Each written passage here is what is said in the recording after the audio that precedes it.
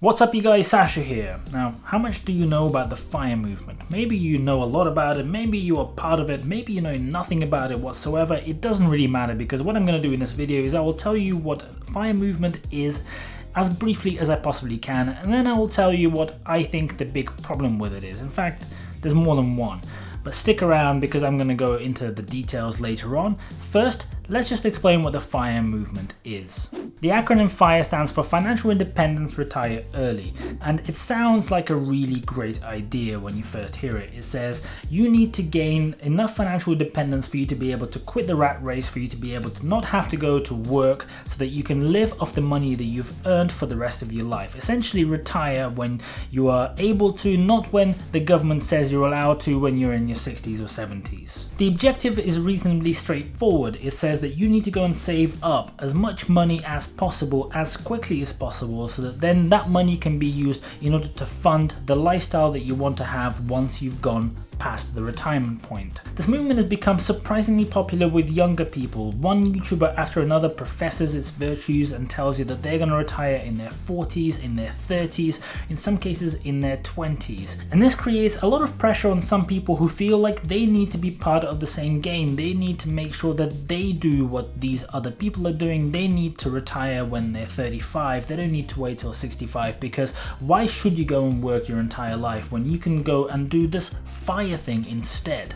Now let's dive a little bit into the detail, and I'm going to begin talking about some of the things that I'm not so certain with when it comes to the FIRE movement concept. Now first, a lot of people who talk about it from a position of massive negativity. It talks about everyone hating their jobs. It must be the case that if you have a job, you hate it. You don't want to do it. You don't want to go there. You want to quit as soon as possible so that you don't have to go and do that job any longer. It says that you need to set a goal, and that goal needs to be the point at which you're going to be able to retire, and that goal is going to be based on something called the FIRE number. The FIRE number is basically the amount of money that you need to have saved up in order for you to be able to retire and never have to work again. Now, to keep it really simple, and I'm not going to go into a huge amount of detail here, that number is basically something like 25 times the amount that you want to be able to draw from that amount of money every single year. So if you want to earn $40,000 a year, you will need about $1 million saved up before you can hit that retirement point. The reason that applies is because typically speaking, you can draw about 4% from your retirement fund every single year without the size of that retirement fund going down on average over time. If you're having your investments in stocks and shares, then on average you're probably expecting somewhere in the 6 to 7% return over time on that stocks and shares portfolio. If you then account for a 2% inflation, say on average over the same period, then drawing 4% roughly keeps that $1 million in check, and it doesn't go up or down, and you can continue drawing the same 40,000 every single year, year after year. Of course, $1 million is a huge amount of money. For most people, it will take many years, and in some cases decades, even if you follow every single rule of the book in order to save it, to get to the place where you actually have it sitting in a bank account or in an investment portfolio. Sure, compound interest plays a role, but I'm going to show you how it's not quite as much of a role as you might think when you're first thinking about it. So let's cover the FIRE plan. First, you're going to spend the next 15 to 20 years living as cheaply as possible. You will cut out all non-essential costs. You will sell your car and you will buy another one which will cost you as little money as possible, maybe $500, and that car will not have aircon, it will not have any niceties. It's just a vehicle to get you from point A to point B. You will live in the smallest, cheapest apartment in a very cheap location to make sure that you can set the money aside instead of paying to live somewhere. You will have no holidays, you will have no nights out, you will buy the cheapest food from the cheapest grocery store that you can find, and every single penny that you save is going to go towards building that FIRE number. But here is an issue with that. Even if you assume a 7% average investment per year on the investments that you're making while you're saving your money, and even if you're putting aside $25,000 per year every single year because you managed to save so much and not spend anything, it's still going to take you 20 years to get to that 1 million, so that then at the end of that you can live on $40,000 a year for the rest of your life. People will work every single hour of the day. They will drive for Uber, they'll do part-time jobs, they'll work weekends. They will not be able to overpay their mortgage and pay it down more quickly because they are putting every single penny that they have towards building their FIRE number. So in many cases, you probably will never actually go and get a mortgage in the first place, so you'll never actually own a home. You'll continue renting because that is the cheapest way, and that ensures that the most amount of your disposable income can go towards your savings. Now let's get to the problem that I have with it, and actually I don't have just one problem, I have three. The first one is really simple, and it is this. If you go down this route, if you're 20, 25, 30, 35 and you decide that you want to go down this route and pursue this strategy, you're basically saying to yourself that you're going to waste the best part of your life doing absolutely nothing fun, investing in nothing that will make you happy, not spending any money in any way that is not the cheapest possible way, in order to be able to retire and enjoy a slightly less stressful life or a slightly more free life when you're in your 50s and 60s.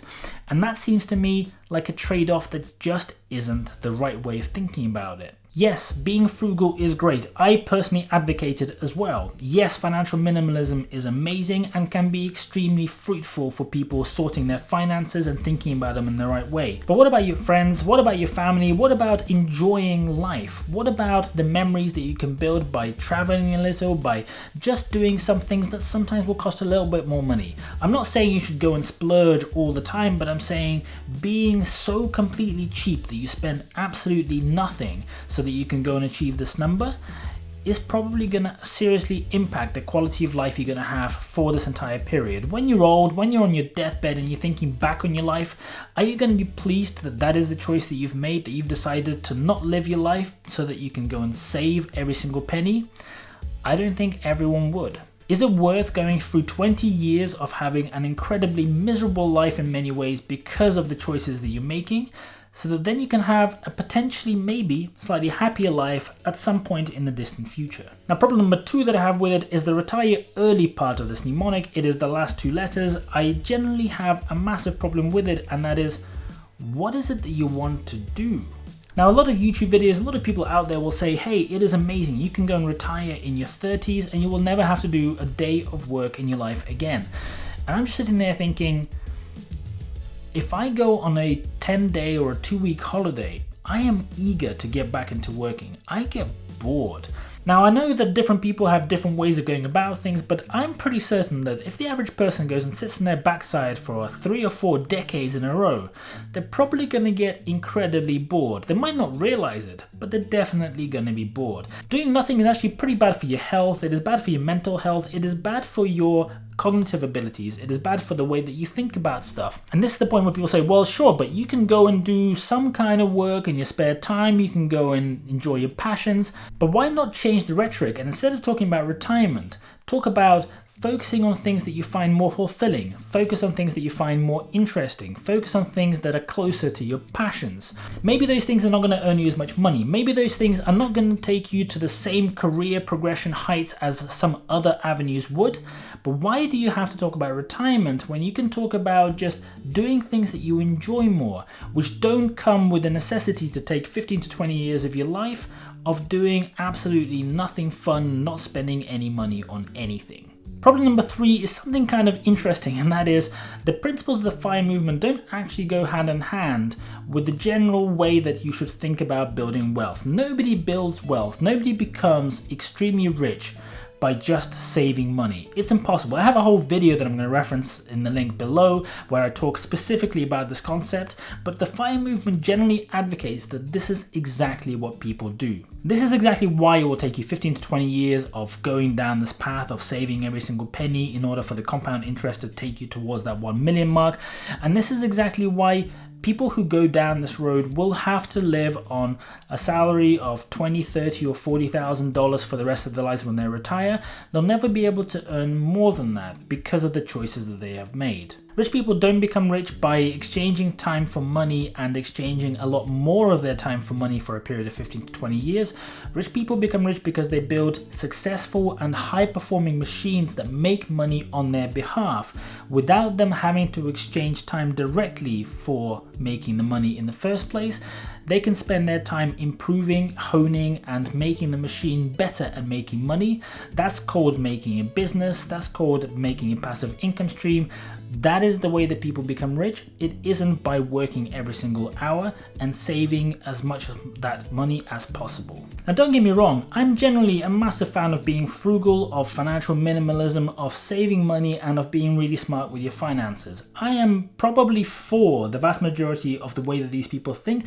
I just think the literal interpretation and the way that this movement explains how you should structure your life is fundamentally not actually good for the majority of people.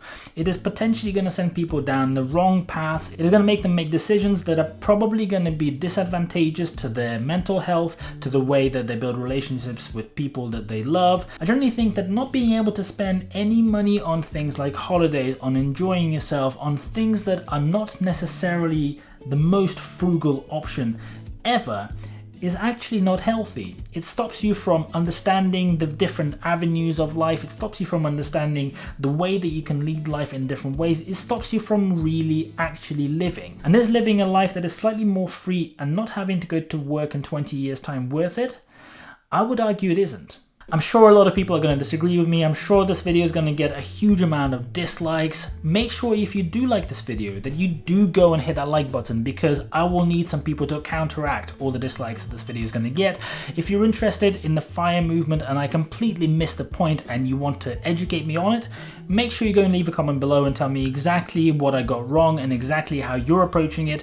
If you're interested in topics about personal finance, about money, about managing money, about investments, and all that kind of good stuff, make sure you subscribe to this channel. That is exactly what I talk about on this channel 3 times a week on a Monday, Wednesday, and Friday. Make sure you hit the bell so you get notifications every single time one of my videos comes out, and I'll see you guys later.